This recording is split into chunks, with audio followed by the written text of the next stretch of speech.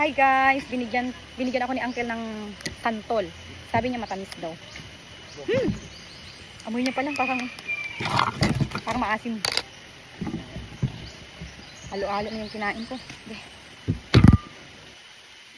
Dati, nung bata kami, pag nagbukas kami ng santol,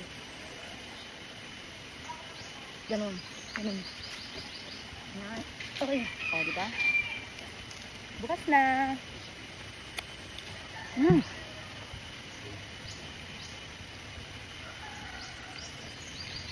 Tamis na.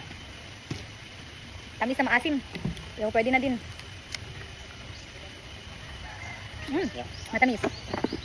Isan lang.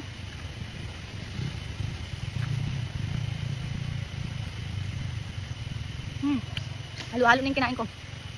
Santol. Kumain pa ako kanina ng dragon fruit.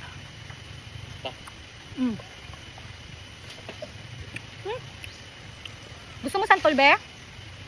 Kain ka. Si Muni kaya pakainin ko ng santol. Kain ka.